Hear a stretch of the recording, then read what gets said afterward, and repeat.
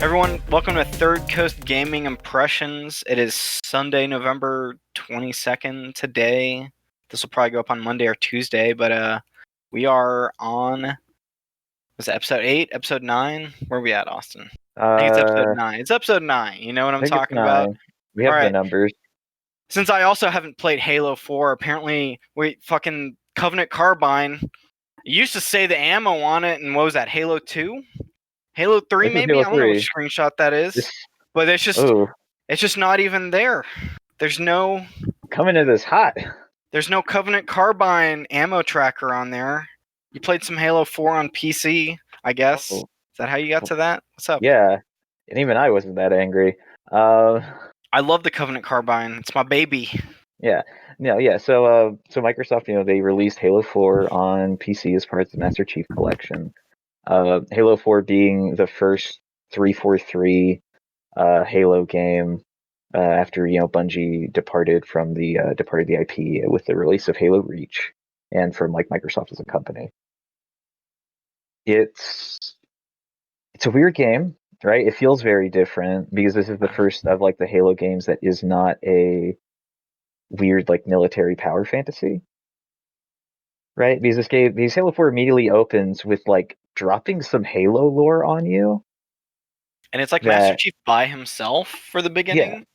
Yeah, most of Halo 4 is Master Chief by himself with just Cortana.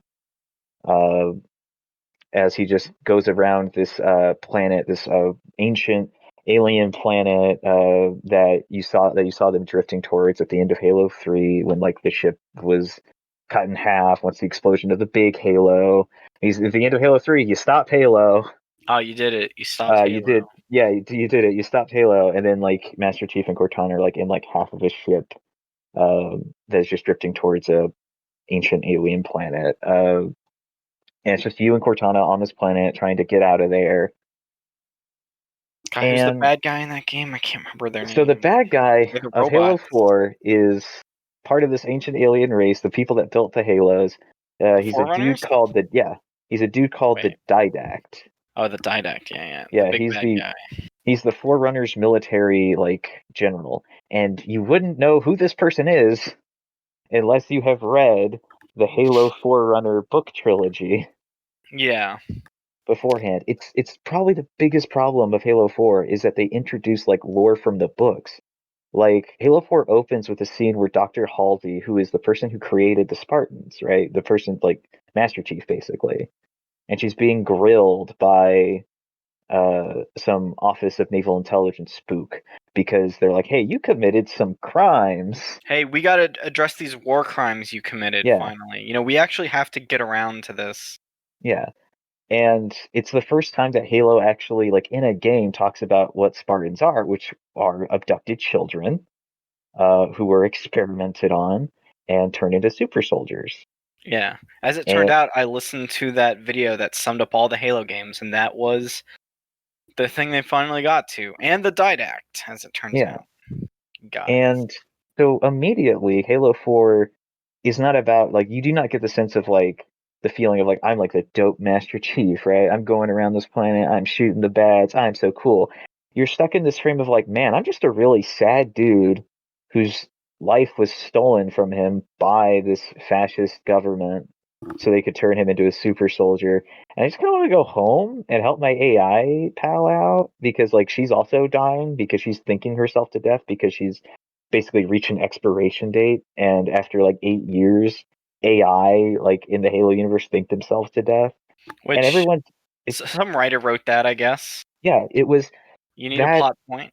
Yeah, Halo AI rampancy within Halo books, to my knowledge, has only ever been a throwaway line in The Fall of Reach, where they introduce Cortana in that book, and it's Halsey's just thinking oh man, she's gonna think herself to death in 8 years. That'll be sad. And so they move forward with that in Halo 4, and that just comes out of nowhere for a lot of people. Yeah, I played the opening of Halo 4 also, but I played on on the Xbox One. There's a lot of quick time events in that thing too. When you're getting out of the ship in the beginning, you're just climbing stuff. It's an Uncharted game and you're dodging things, which I'm Don't put this in my Halo game. I want to shoot the dudes and jump sometimes. Yeah, it's not like too bad. Like within that sequence, like there's no like annoying button prompts in this QTE. The only real prompt is when you need to dodge to the left or right of this elevator shaft you're climbing through. Chief will just look in whatever direction he needs to jump, and you have Yeah, to like move your left thumbstick in that same direction. And it's just, man, I remember liking this game when it came out. Like I remember having a problem with this game's like aesthetic changes between like Halo 3 and now. because But he's I like remember, chunkier. Like his armor's like yeah, chunky. his armor is so busy. Like the thing about 343 is they made everything so busy, from like Chief's armor to like the Covenant look, the look of all the Covenant, like the ships, the Forerunner technology is so much on here, and like it all, like it moves well, right? Like everything moves in this game like really fluidly, and like as a like look and graphics like looks good, but it's so hard to read enemies in that way now, because the Forerunner like robots that you fight are so big and they have so many moving pieces, uh, and their designs just aren't that interesting. Like one of them is just a dog with a machine gun in its mouth. I was okay with the dog, but they have dog. They have the regular like they are the Forerunner enemies, right? That's what Yeah, just the what they call them, right? Prometheans. The Prometheans. There's just like regular Promethean, and there's Promethean Knight who's bigger and it's just like, I'm gonna run around and punch people. They're just Vex robots. Let's get real. Yeah, and they're like From somehow less Destiny. interesting. Yeah, they're somehow less interesting than the Vex robots from Destiny, which Yeah. is wild because the Vex robots suck. Yeah, you shoot them in the core. That's the only place you get crit shots at. No headshots, Austin. Yeah, and Joking. it's wild. I find that like this time around, Halo 4 is not really doing it for me, and I think a lot of that is because like I'm not super into the look as I used to be. So I think I used to be like into the redesign of Mhm. Master Chief, but I'm not into these like aesthetic changes and the narrative. Like Halo 4 is the Halo game I sort of always said was like, oh, this has like the real narrative, right? This is the one that wants to be about its story. But the narrative is just tropey trash, because Yeah. throughout this entire game, you're confronted with the fact that Master Chief is, a product of war crimes and illegal experimentation. And every person who he speaks with at some point is like, hey, but like, how come you just don't know how to be human? It's like, how do you think? He was 'Cause I've, raised in a lab. and I've been murdering aliens for like 10 Yeah. years or whatever For the like fuck for like for 1 20 through years. 3. Master Chief is like in his 40s Yeah, by he's like by the Halo voice actor 4. sounds like he's in his 40s too. Yeah. Oh, the other thing is like, yeah, Steve Downes can't carry this game, and like he's being asked to. He just does not have the talent to carry this game. Yeah. Uh, and so like it falls onto Jen Hale, who has to be like this nurturing like mother figure slash love interest slash narrative beat, because she's not like really allowed to be anything other than like the sick woman who Chief has to try to heal. Yeah. And it just sucks. It's okay. I'll say at least the time I've put in Halo 5, I've enjoyed it more. Like, I played Halo 4 and I was like, I don't want to play this. Played the first two missions. I got into Halo 5 and it's like, oh, this is a little better. You have squad people with you. They don't really do a lot with the squad, but at least the story is like, Chief is going after Cortana, and there's more people around him doing stuff. Yeah, And then you get to flip over to the other squad, and Bucky's there hanging out with you. Good old Bucky. yeah. I mean, that's the thing with 5, right? Is like they saw 4, they saw the response. It's like, maybe we should have made Halo the sad game. Yeah. And then they tried to like redo 5 and like make it like a more upbeat like story to start off with. But the problem with that is it's still so involved in like Halo 4's like nonsense, right? Like it's still about like Halsey, right? And like her crimes. It's still about like the Covenant that show up in 4 as the bad guys because they couldn't make like an interesting faction that wasn't just elites. Yeah. It's Just, still Master Chief being oh, it's sad the about Covenant again. Cortana by the end of 4, Yeah. and and then most of the time you play as a dude who's like hunting Master Chief to arrest him. So it's not even. He's gone rogue, Austin. Yeah, As all the commercials have told us for Halo 5. He's gone rogue. We got to get him down. It's blue team versus other team. Team Osiris or whatever. Yeah. It's not. It's so weird. 343's like games definitely have an identity crisis. Well, it's like the Star Wars like sequel trilogy. It's like what do you do after the ending? Well, sure, but like they didn't take the time to write it. I don't know. Well, I mean, the thing is, they really did. Like that's the problem, right? The thing with like the Star Wars sequel trilogy is that they made that first movie, and that first movie is all about emulating the original trilogy in a very serious way that hampered, like it hamstringed its ability to like move on beyond that, right? And that's why The Last Jedi was like so mixed in its reception. The thing with Halo 4 is they think they did a really good, like at some point, someone thought they did a really good job in like moving this beyond like the core original like Halo narrative. Yeah. And the problem is in like writing what they did, they moved away from it too far, and they took away like my ability to play as Master Chief and like really have fun playing as Master Chief, because they made a game all about how Master Chief is not having fun. Yeah, he's actually very depressing. Hey, what if you were playing a Halo game, and it was kind of like Halo 1, where it all took place, where like it looked like a couple missions from Halo 1 where you're on the ring, but that's the whole thing. What if it's an open world game too?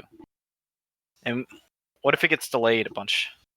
Halo Infinite. Let me tell you about Halo Infinite. New product really, by Microsoft. Yeah. I don't know. Is Halo Infinite the Force Awakens of Halo? Is it just going to bring back nostalgia? Sorry, what? You're breaking up, Austin. I can't hear you. If that was the objective. Oh no.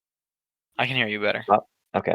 I wouldn't be surprised if like that was the idea, right? Like Halo Infinite, like very purposefully, the first thing we ever saw for Halo Infinite was like original, iconic looking Master Chief in armor, right? In like Halo 3 style armor, as the little Halo like one final like effort piano string or whatever. I don't know music terms, like piano note plays as the words Halo Infinite fade onto the video, right? So like they very much want to court that original look and that original feel. They want Halo Infinite to be the fun one again.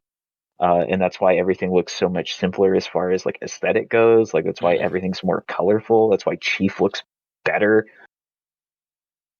And if we were to keep with the Star Wars analogies, if Halo 4 and 5 are the prequels, then they're trying to bring Halo back to what people liked about it, I guess. Yeah. So, hey, if it does, I hope it does well and free-to-play multiplayer, bring in the people. Be like, hey guys, just play some multiplayer. Come here. It's fun. There's energy shields and energy weapons and vehicles, Maybe we'll have a battle royale. Come on, get in here. It's free. It's free. That's why you bought this Xbox. Come play the Halo. Have you speaking of multiplayer, have you touched the multiplayer for 4 at all? Is it working on your computer? No, I haven't. Like, I've just been going through a bit of campaign. I haven't touched multiplayer. I dabbled a bit with like Spartan Ops, which is the multiplayer missions, right? Of Halo. Like, you remember like Modern Warfare 2 came out and they had the Spec Ops missions? Yeah.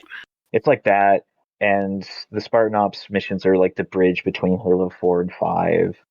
Cool. Where you play as like a nameless Spartan team who goes through some missions, does some stuff, and like they're trying to push in that part of that narrative. They're trying to push like a different Spartan team, like not the one you play as, but like this other not Spartan Osiris team. Or no, Bravo. You're like, I think it's like Alpha or something. I don't know. And they're also trying to push like Jennifer Hale's character, who she plays as like the Spartan commander of the Spartan Fours on the Infinity.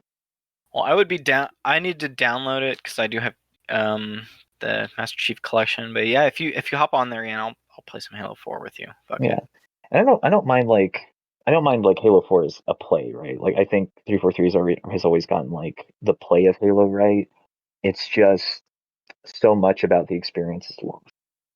when they make this transition. Yeah. I wonder if it'll run on my PC. I'm really curious what the Halo 4 multiplayer is like, because I played Reach and I played 5, so it's like, okay, this is the one in between. Let's see what the changes are. Let's go. There is a sprint button in there. I'm thinking so like there's a sprint button. There's a dedicated sprint button. The thing about 4 is when it came out, it was very Call of Duty, right? Like it felt like it had loadouts that you did, and like so did Reach. But the thing with Reach is it had like specific game mode loadouts more than anything, whereas 4 you had like character loadouts. And it felt like very Call of Duty in that way. It was a bit like I wanted to be a bit faster. I will say the maps aren't super interesting. And the general design for multiplayer Spartans is real bad. It's again like everything else that they did. It's so busy and it's so hard to get any real beat on like where you're aiming on a person outside of center of mass. And I had fun with the multiplayer. I didn't play much of it though on 360. Yeah. So you did play it on 360 when it came out. Yeah, I was really excited. I was stoked for Halo 4 when it was coming out on the 360. My 360 died already when it came out, so yeah.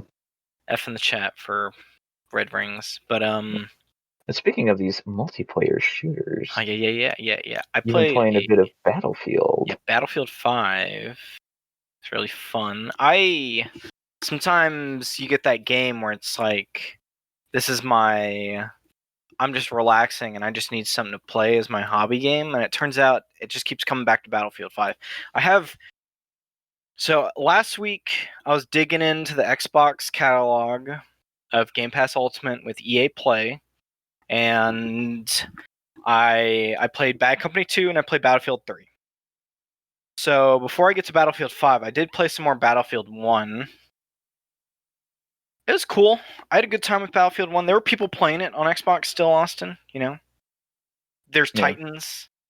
You're on Conquest. There's a bunch of objectives to take, and if you're winning, the enemy can get a Titan. There'll be a giant blimp, or I had like a steamboat that came in, and they blew it up in like 3 minutes. It was terrible. I was like, okay, that was useless. But the bunch of bolt action weapons in Battlefield 1. But it turns out I like Battlefield 5 way more than Battlefield 1, which is weird, because that seems like the opposite reaction of like when the news of Battlefield 5 was coming out, people were like against the trailer and they didn't like the time to kill when it came out. Like, what did you hear about Battlefield 5 when it was coming out? Because I know you played Bad Company 2. I don't know what else you played besides that. I think you were the one I was talking to about it. Yeah, so like Bad Company is like most of my Battlefield experience. I played a bit of Battlefield 1, but like far too late to get into its multiplayer.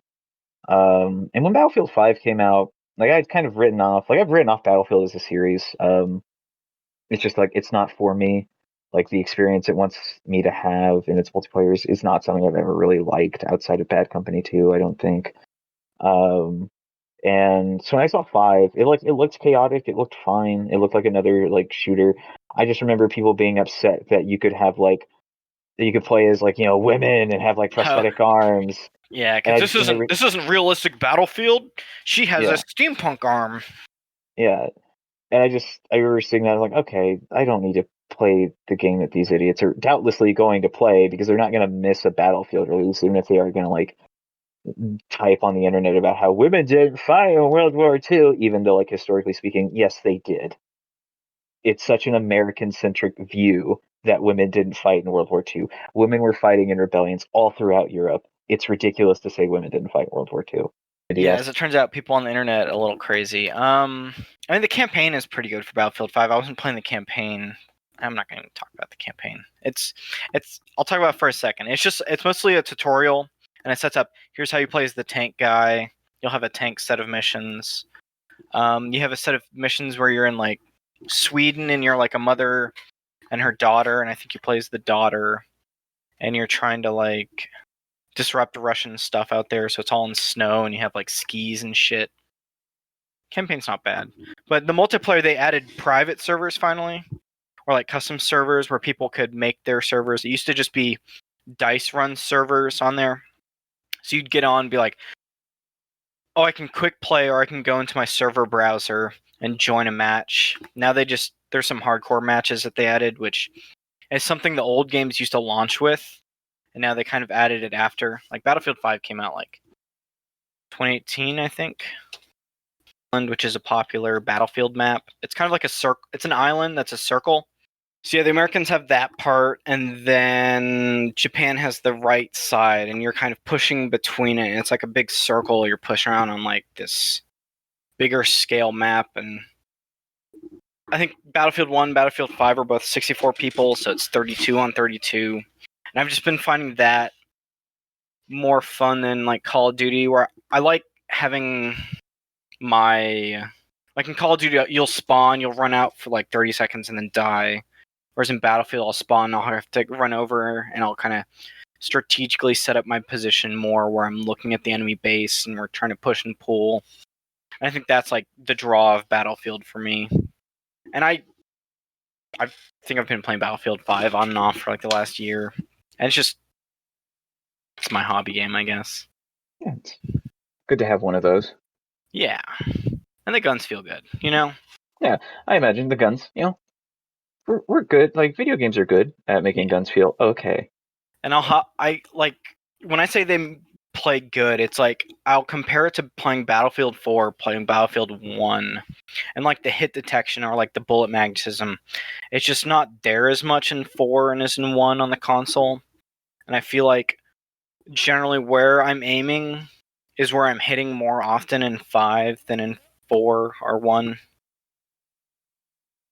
Which is like a preference on like, you want to be good at the games you play. Yeah, you want to feel good at the games you play, and I certainly, like, when I was playing Battlefield like regularly when it was like Bad Company 2, I don't remember feeling particularly good playing like at the game. I was also like in middle school. So I was also probably just bad. I remember the most memory I have of Bad Company 2 is like I was in a squad with some guys I went to high school with, and it was just a small map. It was like, I think Bad Company 2's was 12 on 12 on console, and we were all just in a house reviving each other, and we broke all the windows in the house, and we were shooting out at people who we were trying to like push the objective from. I think we were playing Rush or something. But I don't know. It's like most online video games are just recreating paintball, and I tend to think less about the politics of Battlefield 5. Obviously, during the break we were kind of talking about how EA was pushing cosmetics for characters. That was a how would you summarize it, Austin? It was Wilhelm Frank. Yeah, who's like a skin for the German army, who were the Nazis in World War II. But I try to look. It's like most video games have always been for the multiplayer. Just like, here's the Allies, here's the Axis. Go play against each other. Well, and you shouldn't look past the politics of it, obviously, because Nazis suck and are terrible people. It's a strange, like, sort of environment that we're in now, because we stopped doing a lot of multiplayer shooters, like World War II specific multiplayer shooters, like around the time when we started selling cosmetics in this industry. People started selling cosmetics. So Battlefield 5 is like I'd say one of the first like big names in gaming where like it was selling you cosmetics for Nazis. And it's strange.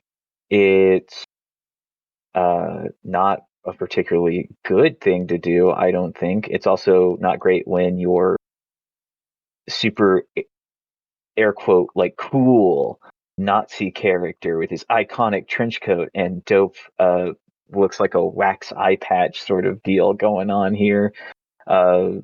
Shares the name with like an anti-fascist like hero. Yeah. And they stumbled into it. I don't think they certainly just didn't do the research into it that they should have, and they corrected it, I think, to a degree. And I'm They watching the changed like the trailer for character when they name. announced this guy, and he's just like walking up, Yeah. blowing some explosives and shooting some dudes. I don't know. It's all like it's weird because they're all characters in a video game. It's like Yeah, so they changed his they name. are World War II like Germans and Nazis and stuff, but there's so much media that depicts them as well. It's just weird when you're selling cosmetics as there's a weird like I'm okay with them selling cosmetics because they have to do something for the video game. They have them for the allies, so you have to have them for the Axis as well. But there's a way you market that's not this trailer. Yeah.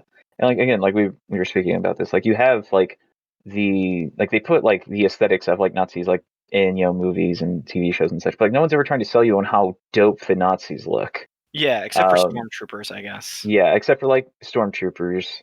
But those are like those are the space Nazis, Yeah. For people there's enough separation there, I guess. Um and like in Battlefield 5 is just straight up like, hey, look at how dope this not Nazi German looks. And it's just it was strange. It was a really strange event in this game's life. Yeah. I feel like it's a weird do if you damn, do if you don't. But like the trailer probably should have been, hey, here's the ally character skins, here's the Axis character skins. So I mean there are like I'm not gonna lie, there are some cool like Axis character skins and like German aesthetics for their soldiers. Like, that type of aesthetic carries on until like Warhammer and like Jinro's like Wolf Brigade movie, the like stormtrooper type armor. Yeah, people have been like, we've been selling fascist iconography and like aesthetics for a while now. Yeah, because that's what most sci-fi or like stuff will make their bad guys. You know. And we can get into a whole tirade. I could get into a whole tirade about like marketing stuff, like how much I dislike the fact that like stormtroopers are walking around Disney World and it's like cool.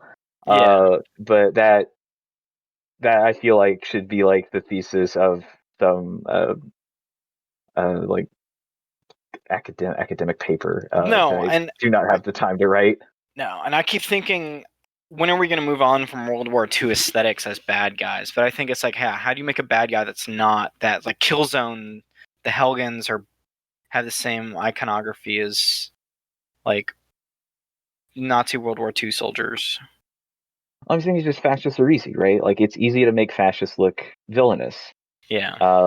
Like we've been, and we're doing it like all over, like Star Wars. You have the original Mobile Suit Gundam, with people like Char, and like his general look. It's and the Zaku's have the quasi bucket helmet, and going forward, like they keep that up with it. Yes, we've done it in, anime shows, done it in like a lot of books, like the Ancillary Justice is like is a dope sci-fi book I really love, and I think a lot of people should read because it's cool as hell. But they do also like use like some kind of fascistic iconography and like theories to describe its bad guys, because its bad guys are fascists, and the book knows it, and they're described as being like terrible people. Anyway, but like there's just something it's very easy to, if you want a compelling bad guy, make them like authoritarian, like fascists. Yeah, and speaking of like bad guys, I think Star Trek does like a semi better job at creating bad guys. At least you have like some of those factions are pulled off from it. Like I don't think Romulans or like Borg or like the Cardassian, not the Cardassian. Who are the other guys? The Cardassians are Yeah. a thing. Yeah, and like so Star Trek is never, I have not taken the time to like dive into the politics of the Cardassians and like the Romulans specifically, but like the Borg, right? The Borg are a much more existential threat than like a difference of how states should be run. Borgs are fundamentally about eliminating the individualism of humanity and all that they assemble. Yeah, and they're more like a fear, not. They're based more like on a. Like the anxiety of Not like a technology. real world bad guy. It's just like maybe this is something that'll happen, but Yeah, it's like it's like I don't want to like specifically assign the Borg to Roddenberry. I don't know who made the Borg as a concept. Like it is about the anxieties of technology making us, yeah. and and that's where like you have to do a bit more work to make them seem like more like compelling and more villainous and such. But it's fairly interesting within Trek. Yeah. All right, we've been on this for a minute. I just like playing Battlefield because it's fun. I don't like Modern Warfare has weird stuff about their bad guys too. You know, they make Turns out the Wingster conclusion guys of bad guys. this whole antidote about like fascism. Video game guns are just cool, man. Look, just let me. I know it's a setting. All games have a setting. Most Yeah. Call of Duty World War II did it too. Wolfenstein had problems with their stuff. I don't know. Yeah, What's up with Wolfenstein's got Mountain problems. Blade Warband? What's up?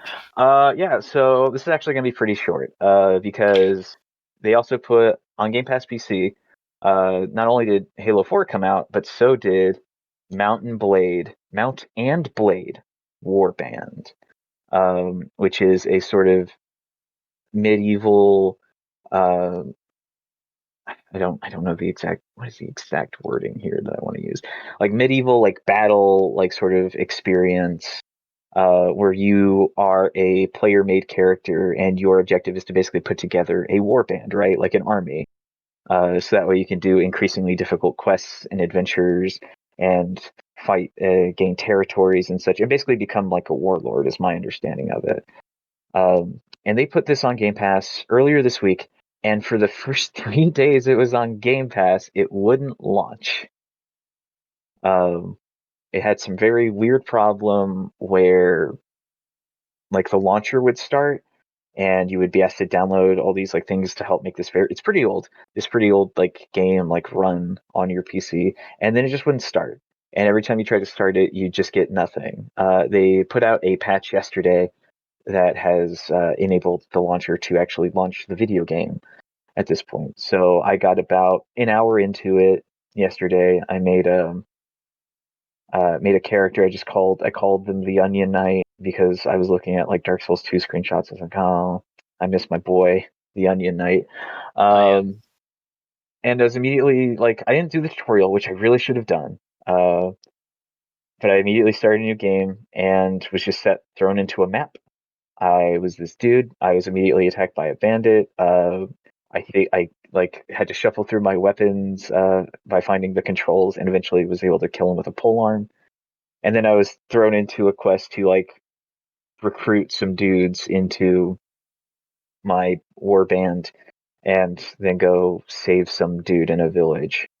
Uh, it didn't work. Didn't go well. You know, I got onto the map, immediately ran into like a group of 5 looters, and was just really roughed up in a bad way. So like what happens in this game is if you lose an encounter, I think it's actually quite kind to you because you don't die.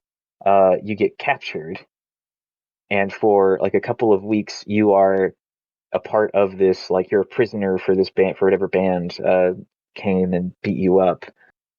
And eventually the game's like, oh, after like a week of being imprisoned, you were able to get your stuff and leave. Like you're able to find an escape, but you lost like this amount of money. And that's the only consequence that I found at the time. And so then I decided to learn how to play the game, and it turns out it's got really awkward controls, and I'm probably gonna have to spend about an hour next time I launch it just rebinding all the keys. Is it a real time strategy game? Yeah, well, it's not like a strategy game, right? Like you play as a very specific, like you play as one character, right? You spend time making a character, you give them a little origin story, you give them stats and everything. Like my character's very proficient with pole arms and crossbows. And you go and you collect NPCs, right? So when you get into a battle, it throws you into like a field or like a procedurally generated area. and you have you and your squad or your warband, and then you have the enemy warband. And like the strategy for you as a player is to hang back, is let your like warband like charge in front of you, and then to assess the enemies, because you're not told what you're going to fight before you get into a battle. You have to find the enemies on the field, and once you see them, then you can assess them. Like, okay, this person is an archer. I need to go around while they're focusing on my dudes and beat this person up, so that way they don't just kill us all. And if it's just like straight melee fighters, right, like 5 on your team, 5 on like the other, what you need to be doing is circling around the enemies as your squad is attacking them and hitting them from behind. So like you're still a manager of the battlefield. It's just far more direct than, say, like a Total War. God, this reminds me there. Maybe my friend was playing this. Is this like massively? This is like does this have a multiplayer component too, where you're scoring off against people on a battlefield? I have not played around with Warband's multiplayer. I think it does have a multiplayer component, but I don't. Oh, this is a 2016 game. I've not messed with it. Yeah, it's pretty old. There's some game like this that came out on PC that a lot of people were playing. Well, they made a sequel to Warband, like within the last 2 years, and I remember that being well received. I don't think I never messed around with it. It was like described as a medieval battlefield game. I just cannot remember what it was called. Yeah, I'm blanking on that. It was really popular like a year. Is it Mordhau? I think it's Mordhau. That's right. You had Mordhau, Chivalry 2. Yeah, one of my friends was getting crazy and more. If you want to talk about like playing paintball like Battlefield, Mordhau's just Mountain Blade, except you're getting murdered by other people. Yeah. And archers like, and stuff. Wild, because you can like throw weapons in Mordhau. Yeah. Right. And also, like, you can play as like a bard and just have a loot, and you just beat people to death with like a loot in Mordhau. Like Mordhau is, I would say, more fun than what I've played of Mountain Blade. Right. What I've seen of Mordhau makes me like more excited to like maybe someday play Mordhau than like play more of Mountain Blade, because Mountain Blade is just like, is kind of awkward, but there is a charm to it in a real way.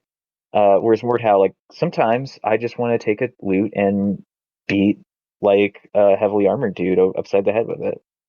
You know, all I'm saying is if you use that money you got from a refund on Amazon to buy Mordhau, I will also buy Mordhau, Austin. That's not happening. That is not. Again, I didn't get any money. I just got money back. Yeah, you got the money you originally used for something given back to you. Hey, maybe when you get paycheck, I'm curious about Mordhau now. I don't think so. I think like we have spoken about games that I've not gotten to play this year, and it's like those are my priorities. Facts. You know, like I need to sit down with Paradise Killer and If Found, and those are going to be like the big things I want to get done like before the end of the year. Yeah, and I need to beat this Final Fantasy VII remake, or I could just play some Battlefield every day after work and not do anything. I mean, you don't need to play Final Fantasy VII. You don't need to beat it. I want to beat it though. I really like the combat. That's what's driving me forward. Is the combat and the music. I could take or leave the story. I'm not too worried about it. About like modernizing the story, and I went on a quest with Jessie to go steal her dad's ID, and fuck it. All right, man. I played some more Destiny. It was all right. I played like a mission or two. There was something I realized in that game that I don't know if we talked about last week, but they sunset. We might have talked about it in news, but they're sunsetting their weapons, kind of like in Magic the Gathering, where they'll rotate old sets of cards out to get rid of power creep, because they'll make powerful weapons, and they're good in that season. But they're trying not to keep those weapons, at least just legendaries, in the new DLCs. So they want people to be playing the new weapons and not using their favorite weapons. But there's like a reason a weapon is my favorite weapon, because I like how it feels. and I know how it like. I like the perks on it. Like there's a perk called Outlaw, or whenever you get a headshot, you'll reload faster, and all my guns have that on it. It's a very strange thing, Austin. That is so weird. I don't. Man, that just it sounds like the antithesis of like Destiny to me, right? Because when that game was coming out, like the reason that I don't think I still don't think they have this. The reason they were always saying that they're not going to put like trading, like weapon trading into Destiny is they want you to like make a story with your gun, right? Of how you got your gun and how I you hate that. used it. I hate that tagline. Yeah, no, That it's hasn't been the tagline.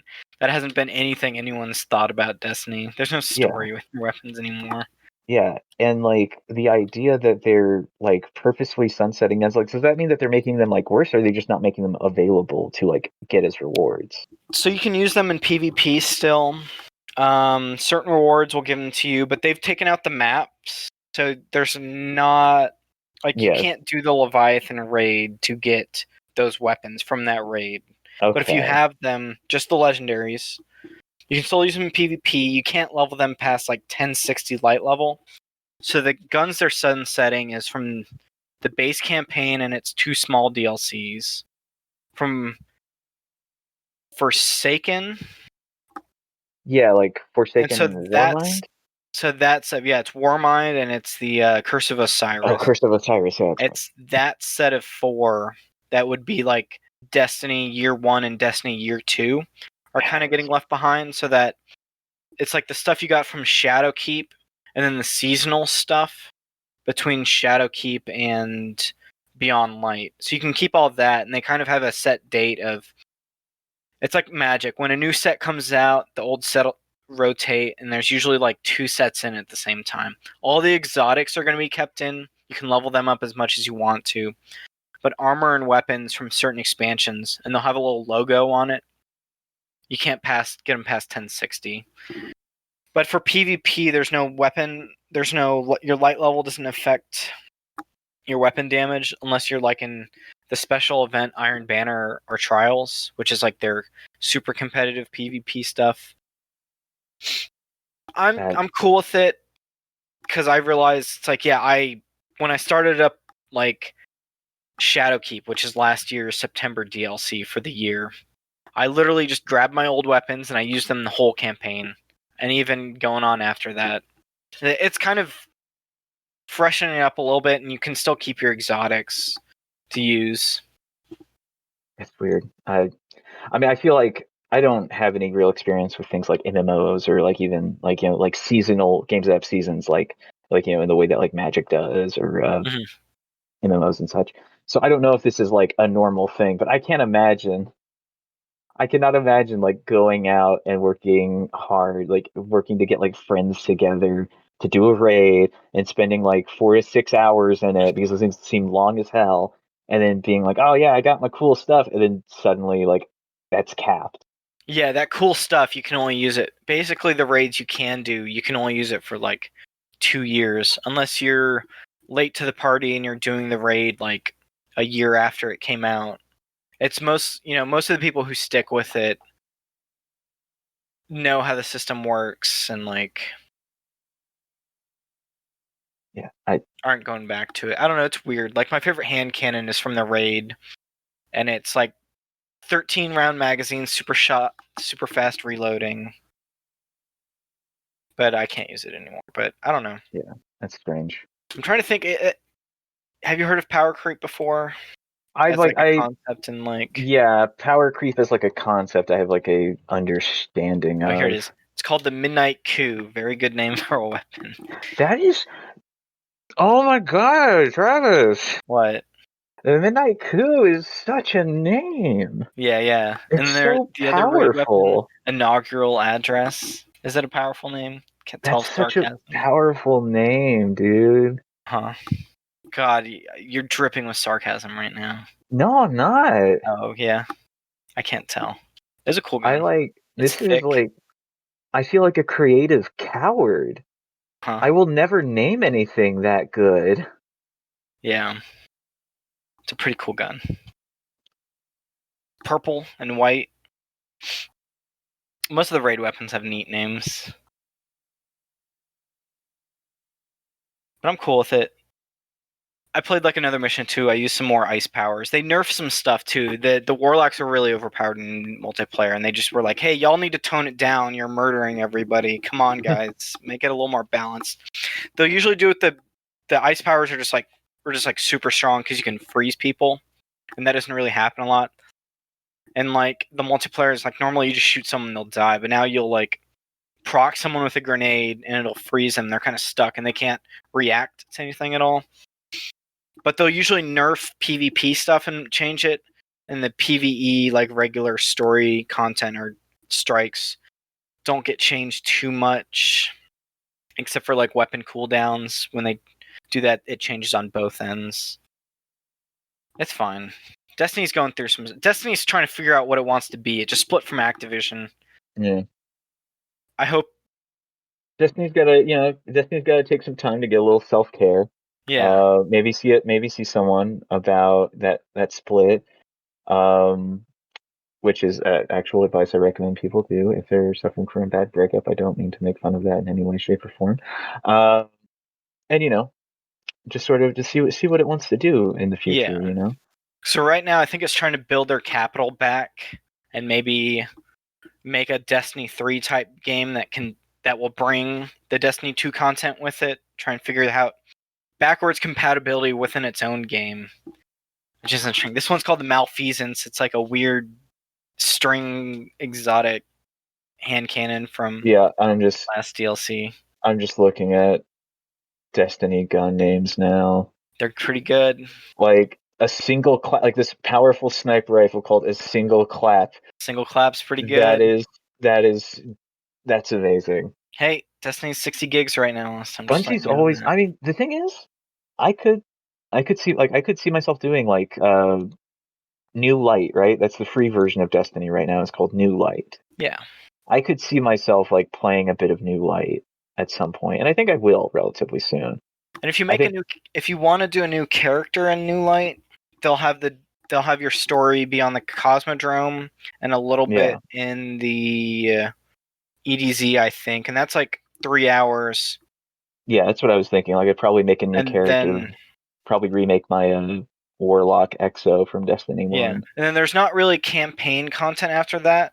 It's like weekly content to get weapons and stuff. It's like, oh, you go do some strikes, or you'll go do some Crucible, or you'll do some Gambit, or you'll collect some missions to go get a gun. Because the missions are you collecting the gun, not doing a campaign anymore, which is weird for the free-to-play thing. Yeah, well, I mean, I feel like that's just, Destiny now. Yeah, that's true. It's finally admittance of like what Destiny is and always has been, which is about getting cool guns. Yeah. Check out these cool guns. There's this one called these are from Shadowkeep. This one's called Deathbringer. It's just like a shotgun that's stringed together. It looks like a dark crystal thing that came from that world, and it's this looks weird, fucking wild. Yeah.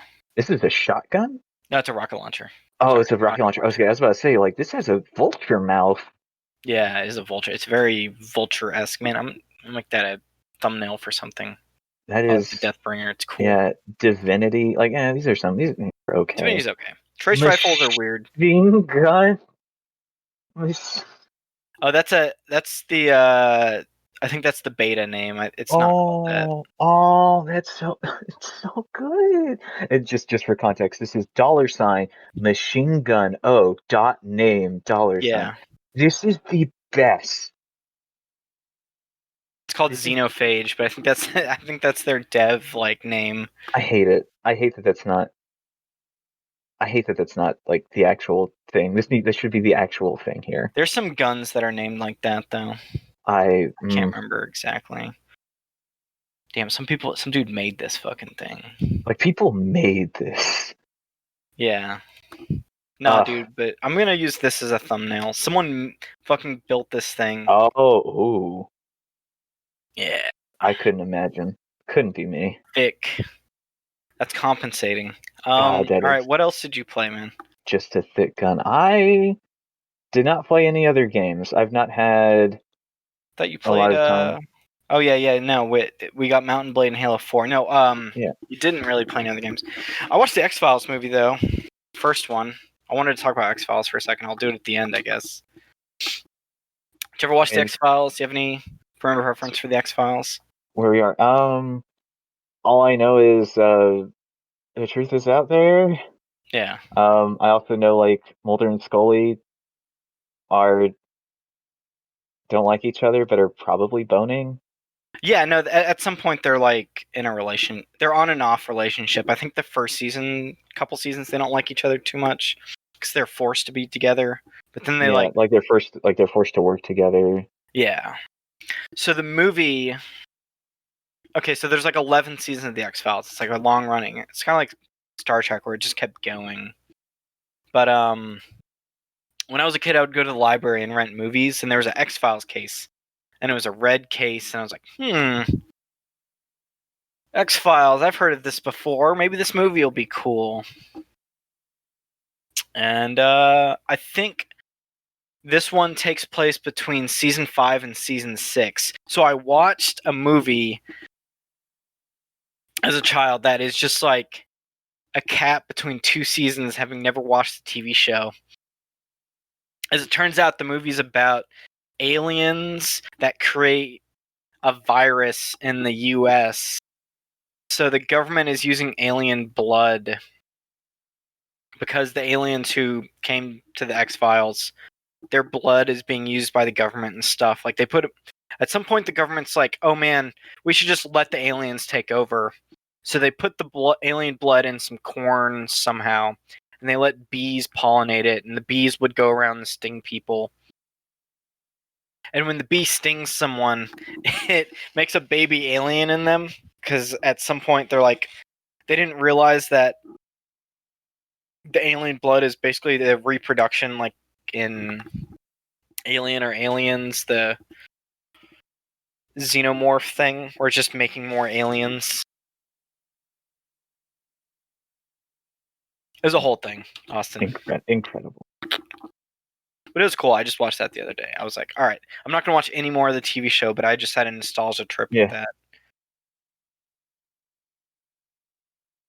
There's a really good shot where they're in like a bee like building out somewhere, like they're in like a cornfield, and they walk up to it, and it's just like this white dome, and they go in, and there's like some vents, and all the vents open up, and these bees start chasing them. I can't, man. I just imagine just being the person who made X-Files and like one day thinking, what about bees? What about bees? Because there's like some episodes before episode 4 that before season 4 where there's some bee stuff going on. I guess that's what they use for the movie. But look at these domes. I sent you this link of these bee domes. There's like white domes and stuff. All this bee stuff going on. Yeah, bee stuff. I wonder if they actually put bees out there. There's this picture of this guy with like a beekeeper hat on, but I don't know if that's... They look like CG bees. Anyway, all right, that's the podcast. You know, we talked about video games. We talked about bees. So, mission accomplished, I guess. Is this the mission? I don't know. You know, Austin, where can they find you at? You can find me online on Twitter at Beardless2, TWO. Yeah, Twitter for me as well as Travis23 Doyle. Thank y'all for joining us. Have a good week. Don't let the bees get you. Bye. Run.